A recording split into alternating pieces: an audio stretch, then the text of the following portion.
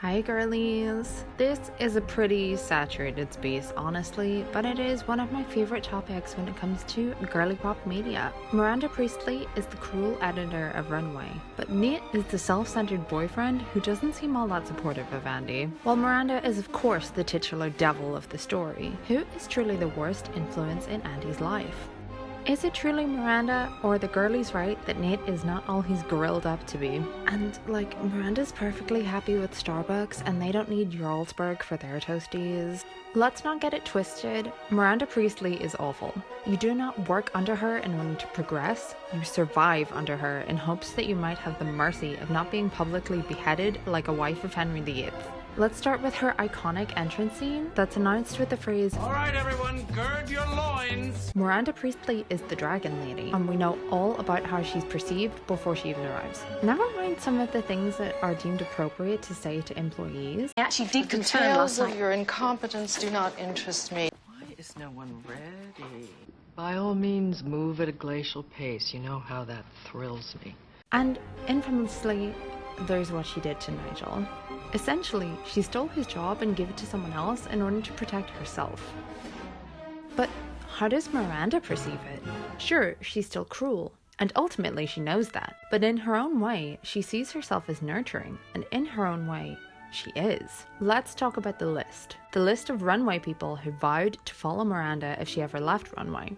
Miranda states she molded them, and clearly she has earned their loyalty somehow. In the car, Miranda states that Andy has shown the very same tenacity, let's say, that Miranda has, as she's been cruel to Emily.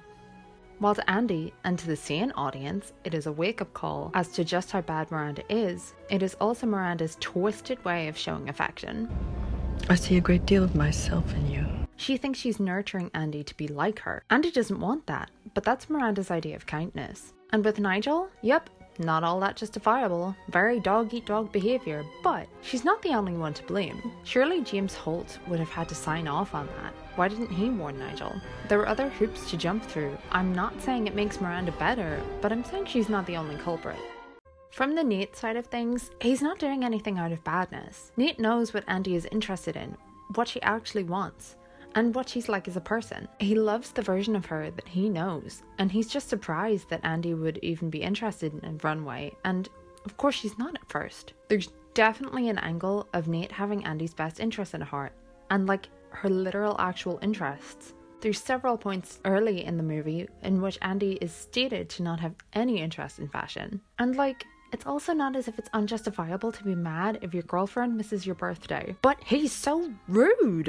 Andy doesn't know about fashion at first, sure. But once she rocks up in the Chanel boots, it's all over. She didn't love Runway at first, and she gives Emily a lot of her clothes from that time period, but it's clear that she's having fun for a time too. And what does Nate say? I like the old clothes. Okay, whatever, you liked your spicy little knickers, so you liked it when it benefited you. Ugh, I hate this guy. Yeah, let's talk about how sure, Runway wasn't Andy's dream job, but that reference from Miranda Priestley herself at the end proves that it's an excellent path for Andy's dream job. Nate could have been a little bit more supportive. He puts Runway down at every opportunity, even though it got Andy good connections, good experience, and a reference I would die for. I guess my point is, perspective is important. Nate doesn't realize he's the villain. Miranda is over-villainized. And while Andy was right to get out of Runway when she did, she'd better not get back with Mr. Burnt Jarlsberg. And that's my piece. I hope you loved pondering this as much as I did. I believe in Miranda's supremacy, and I believe in cheap cheese for a grilled cheese supremacy too. Bye girlies!